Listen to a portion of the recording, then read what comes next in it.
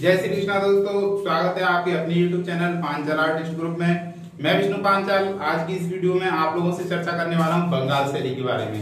दोस्तों, बंगाल शैली को हम पुनरुत्थान शैली या पुनर्जागरणकालीन कला आंदोलन के नाम से भी जानते हैं। दोस्तों, पुनर्जागरणकालीन कला आंदोलन क्या होता है? मतलब दोबारा से किसी चीज को जगाना हो, वो कहलाएगा पुनरुत्थान कला आंदोलन या पुनर्जागरणकालीन कला आंदोलन।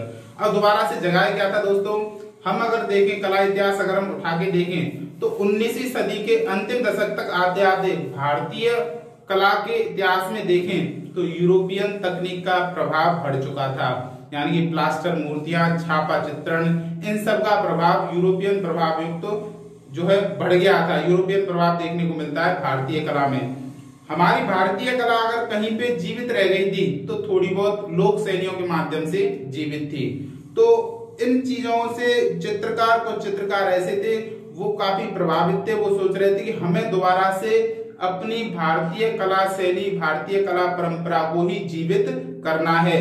दोस्तों, उन चित्रकारों का प्रयास ही एक आंदोलन के तौर पे उभरा और उसे कला इतिहास में पुनर्जागरणकालीन कला आंदोलन या पुनरुत्थान कला आंदोलन के नाम से जाना गया। दोस्तों, इसकी शुरुआत बंगाल से हुई, इसीलिए कला इतिहास में इसे बंगाल शैली के नाम से जानते हैं। महत्वपूर्ण चित्रकारों के अगर हम नाम बताएं आपको तो ईवी हेवेल और अवनींद्रनाथ टैगोर इस क्षेत्र में अग्रणी चित्रकार हैं, जिन्होंने भारतीय कला रूप को विकसित करने के लिए इनका योगदान महत्वपूर्ण है। इनको प्रमुख रूप से जाना जाता है।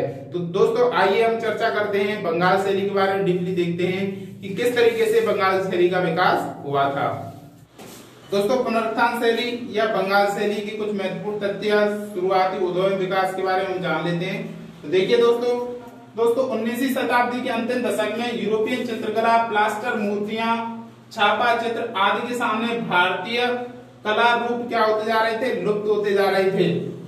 भारतीय कला परंपरा अगर कहीं पे जीवित रह गई थी दोस्तों, तो वो रह गई थी सिर्फ और सिर्फ लोक शैलियों के रूप में। होता क्या है दोस्तों, 1884 में ईवी हेवेल मद्रास कला विद्यालय के कौन बनते हैं दोस्तों? प्राचार्य बनते हैं। ईवी हेवेल कौन थे? अंग्रेजी समीक्षक थे।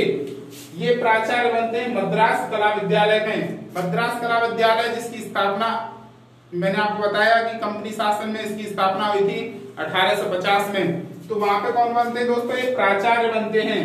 ईवी हेवेल एक अंग्रेजी समीक्षक थे, लेकिन इन्होंने भारतीय कलाकारों को, कला समीक्षकों को, कला प्रेमियों को एक राय दी थी। इन्होंने बताया कि यूरोपीय कलाएं तो केवल सांसारिक वस्तुओं का ज्ञान कराती हैं। खुद ईवी हेवेल का कथन है, कभी कभी क्वेश्चन में आ जाता है कि यह किसका कथन है? यूरोपीय कलाएं तो केवल सांसारिक वस्तुओं का ज्ञान कराती हैं, भारतीय कलाएं सर्वव्यापी, अमर तथा अपार हैं। तो दोस्तों, यह कथन किसका है? ईवी हेवेल का है। ऐसा ईवी हेवेल ने कहा था।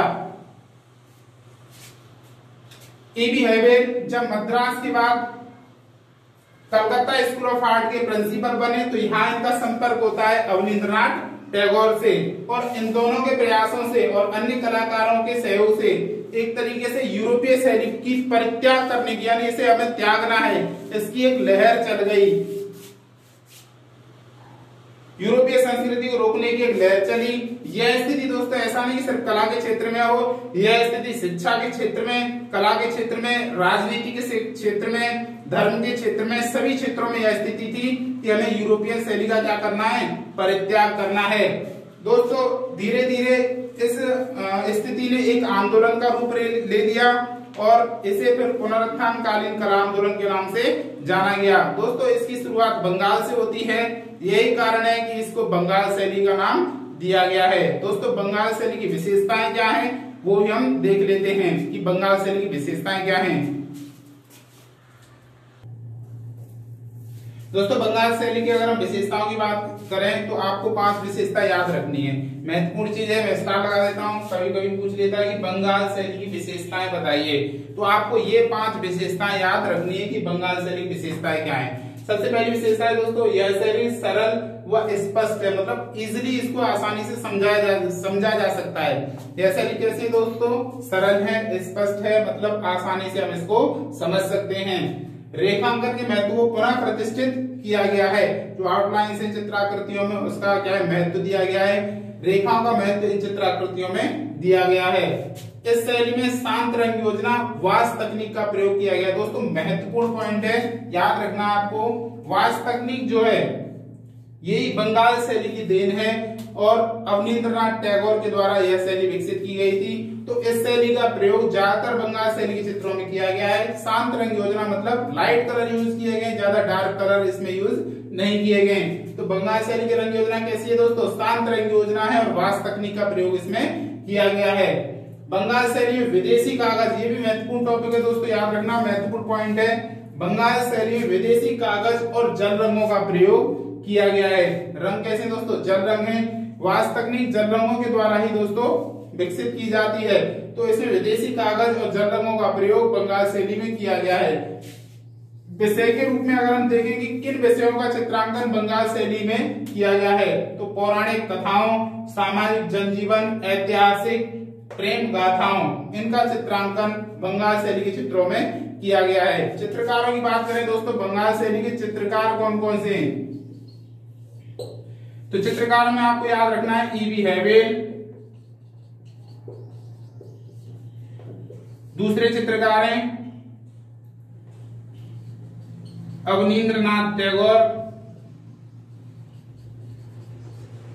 दोस्तों इनको हम ठाकुर भी बोल सकते हैं, मैं लिख देता हूं ठाकुर। तीसरे हैं दोस्तों मोहम्मद अब्दुल रहमान चुगताई।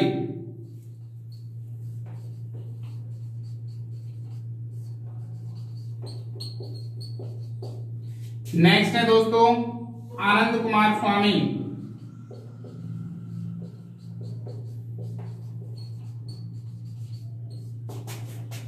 नेक्स्ट है दोस्तों यामिनी राय।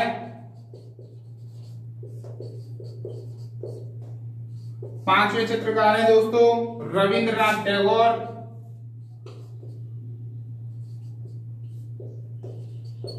रविंद्रनाथ, इनको दोस्तों हम टैगोर या ठाकुर बोल सकते हैं।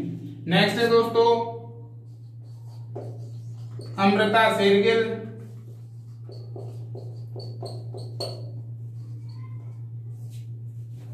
नेक्स्ट है दोस्तों असित कुमार हलदार।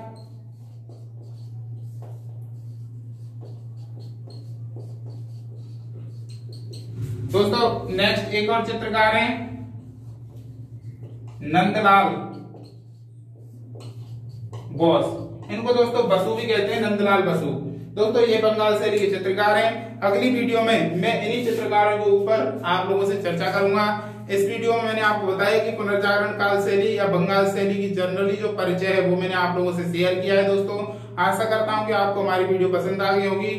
आप अगली वीडियो जरूर देखें, क्योंकि अगली वीडियो में मैं जो है बंगाल शैली पार्ट 2 में इन चित्रकारों के ऊपर ही आप लोगों से चर्चा करूंगा और 100% ये आपके लिए महत्वपूर्ण है चित्रकार जो है। तो आप अगली वीडियो देखना न भूलें। आपको ये पूरी वीडियो देखने के लिए बहुत बहुत धन्यवाद और हार्दिक आभार व्यक्त करता हूं।